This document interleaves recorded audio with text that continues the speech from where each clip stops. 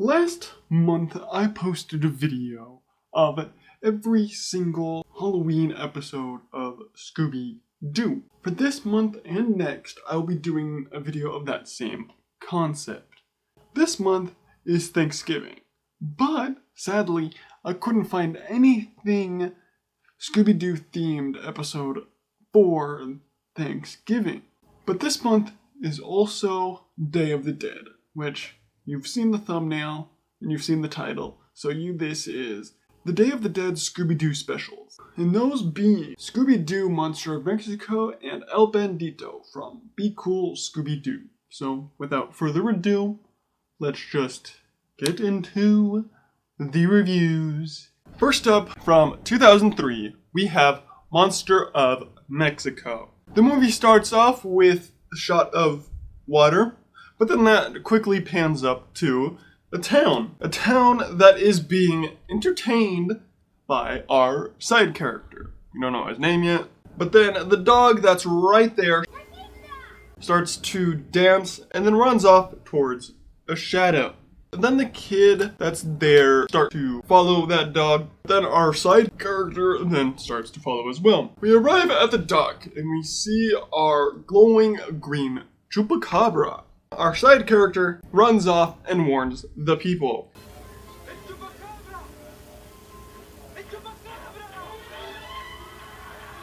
It zooms into a tower which goes by the monster's eyes and straight into our title card.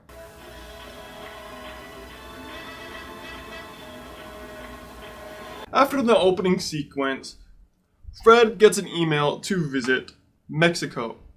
Fred texts Daphne, then they both text Velma, looking at laser eye surgery. After eating the pizza, the boys join in on the group chat. Velma brings up Day of the Dead, freaking out the boys. The boys pack after hearing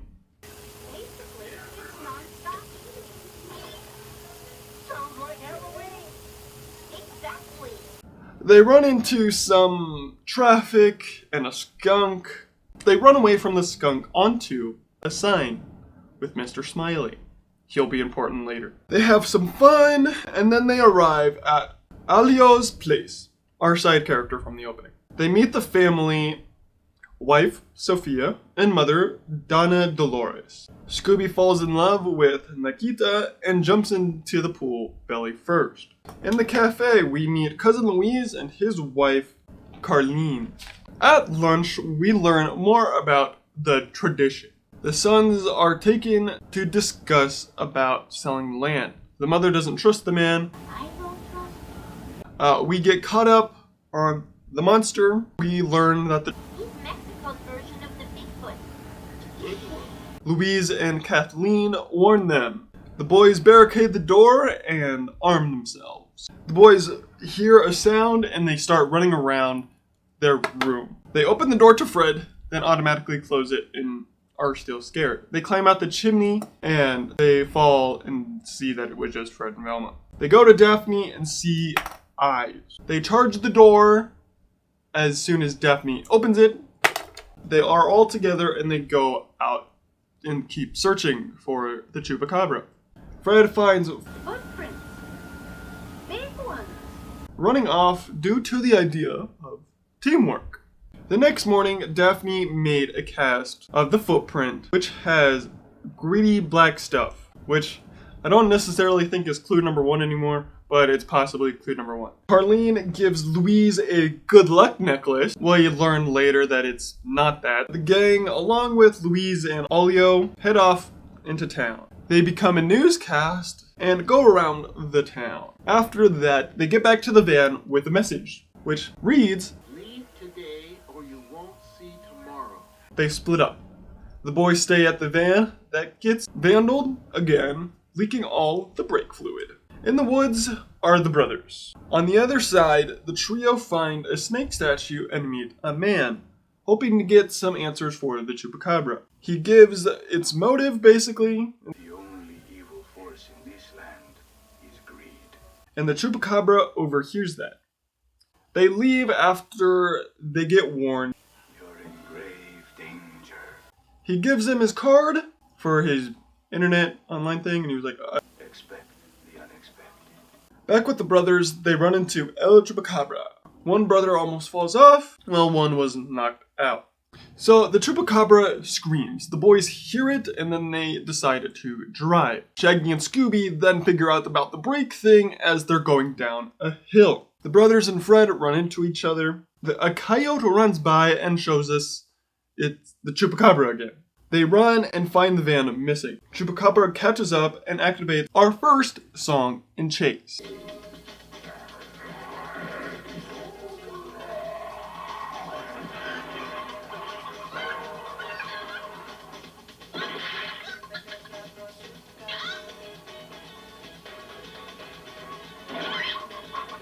They are all at a movie theater showing Legend of the Vampire, and they all are saved by the boys driving by. But then they must have forgot that they didn't have the brake fluid, so they're like, You might want to slow down a little.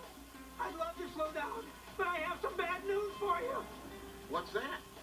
I can't. the only way they can slow down is if they run out of gas, which they start doing. And conveniently enough, they end up at a gas station, possibly thanks to the amulet, but it's not really. Then Alio brings out ice for his brother, but we learn that there was no bump. They see a sign that basically tells them, oh hey, go relive or go see what the past had in for the Chupacabra. They go, but then that sign gets picked up. On the way, we see another Mr. Smiley billboard. At the museum, they find scooters and ride around into an open exhibit, but then changed to closed. They get a tour by Redhead. Then a very immersive show with smoke and soldiers, and they make Daphne and the show disappear. Velma finds clue number 2. Like some sort of ripped label from one of the warriors' costumes. Fred wants to get a look by grabbing a torch, opens a secret doorway. They go down, Shaggy slips, activating the slide. They slide around for a while, some of it getting destroyed, and then they climb up. And then Velma finds a door to pyramids. Daphne is on top of one. They get to the top and then back down, and then they get locked up. And basically told that these guys are violating the museum. You hate them. They are released to an angry mob. They hide in ancient tombs and find disguises, but then are instantly called out. They run into a location that lets them out into an area, which this area I consider to be the weirdest moment of the movie, and are chased by a dragon, 2 leopards, a leopard dragon thing, and then a giant statue. The man is there as they drive by and leave. Back at the city, they set up for the celebration. El Chupacabra looms over the entrance. We get to his family and we learn that Charlene has been taken and that the Chupacabra has attacked as soon as they left. They leave and try to piece it all together. After reviewing the footage of the message, Fred notices clue number 3. Look, whoever wrote mañana, the Spanish word for tomorrow, forgot the tilde. What's a tilde? It's a symbol you put over the end to change the pronunciation. Without it, the word would be said incorrectly as manana instead of mañana. A mistake no real Spanish-speaking person would ever make. The gang join in on paying respects. The father appears, telling them, I have learned that El Chupacabra is the result of an evil curse placed upon our land. The only way to break the spell is to get rid of that land. Once the land is sold, El Chupacabra will vanish forever. Alio notices it's a trick. Fred takes a look at the medallion, and that was a tracker. Fred uses it to... Well, let's see if it works in reverse. The dogs hear it and they follow to a skeleton man controlling the ghost. The man pulls a Wizard of Oz and says, Pay no attention to that behind the curtain. Then the skeleton is a racist by saying, Speaking Spanish might help. Well, I don't know how to speak Spanish. Why can't everyone just learn English? Daphne pulls off the mask of the skeleton being Mr. Smiley. Mile Enter was a smaller piece of Smiley entertainment. Everyone gives us his reasoning. Shaggy understands the reasoning, but brings up a very good question. How do we explain that? The monster is still around, so everyone runs. This is our last song and chase.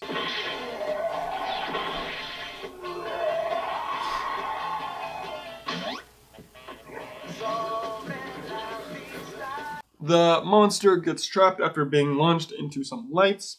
Fred unzips it to be the tour guide. The tour guide loved him and loved what she was told to do. Some seeds fall out of her sleeves, and we learn that it's Charlene as well. The guy appears and explains himself. I'm trying to track you down at the pyramid. Not to harm you, but to warn you.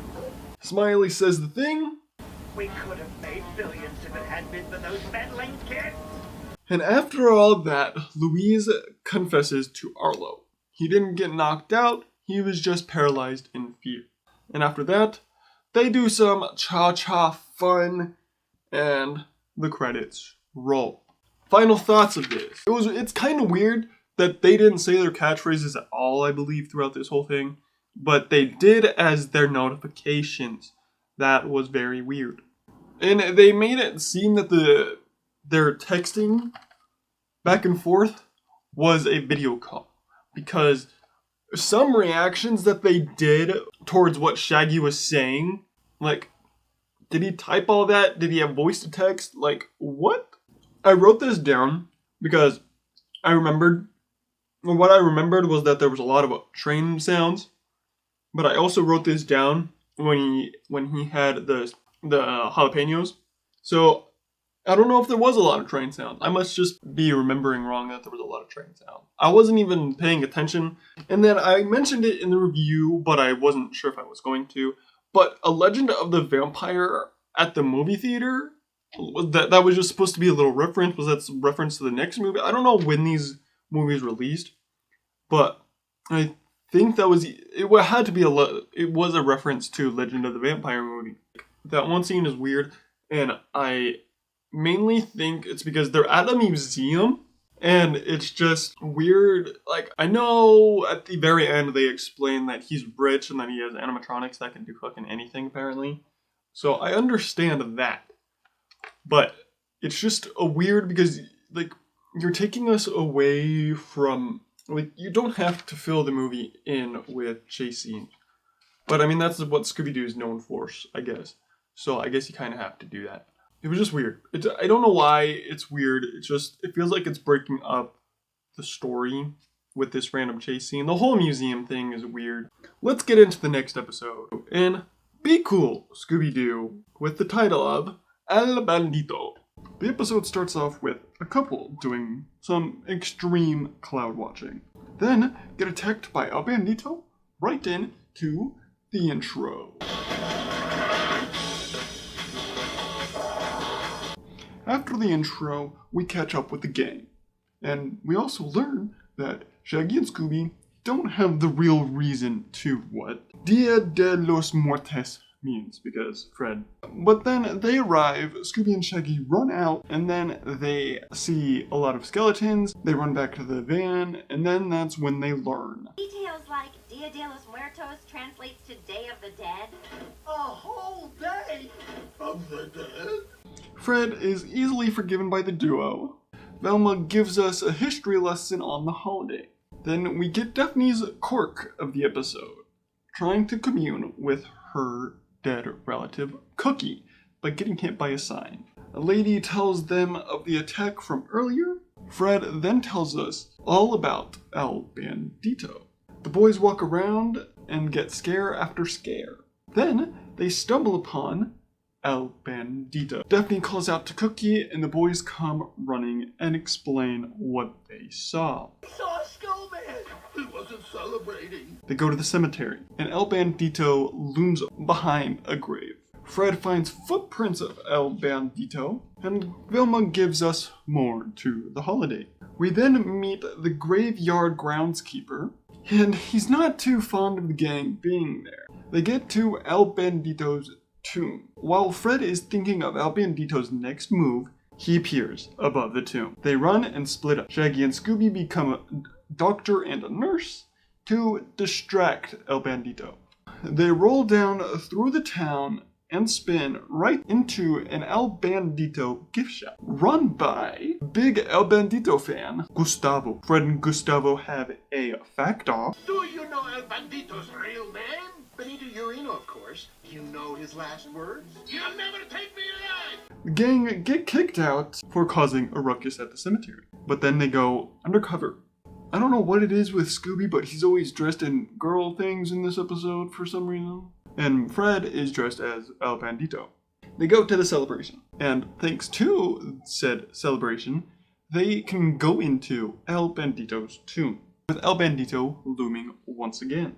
As Scooby and Shaggy are making a meal for themselves, Velma explains why it's all there. It's traditional to bring the spirits food offerings as gifts.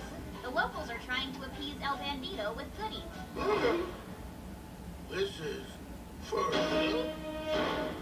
As the gang are looking at the statue of El Bandito rises from behind it. The song and chase starts, but then ends pretty quick to El Bandito closing the door.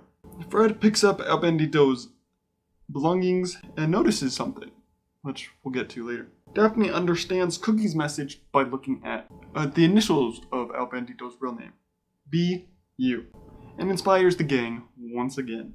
They open the door as the air runs out. Fred challenges El Bandito. He shouts, and Shaggy swings, grabs the banana, and starts this round of keep away. Velma face plants into the spot, and Fred cuts a rope, holding the balloon, having it fall onto El Bandito. Fred unmasks it to be Gustavo. They explain his plan. So Gustavo decided to pose as El Bandito to scare any witnesses. So he could slip into the tomb and grab this. The treasure map. An old sweaty handkerchief? No, an old sweaty treasure map. And what Fred noted. But what brought it all together was when I noticed that the bandana in El Bandito's tomb wasn't covered in dust like the sombrero because it had been recently replaced with a new cheap knockoff. And Fred opens the hatch where the treasure has been. The mayor takes it all for herself, and then the credits roll. Shaggy really thought it was a safe thing to do is talk to a stranger in an alley in the dark, instead of just going to another person that they ran away from to ask for directions. El Bandito's design was cool, and Daphne's gimmick wasn't that too bad. So there you have it. The two Day of the Dead Scooby Doo specials. In this, we had the Chupacabra and El Bandito. Next time, get your Christmas feels ready, because the next review video is going to be all themed Christmas. If you don't want to wait that long, check out the playlist of every single review I've done on the channel, or my latest video. And subscribe, so you don't miss out on any future reviews. Peace.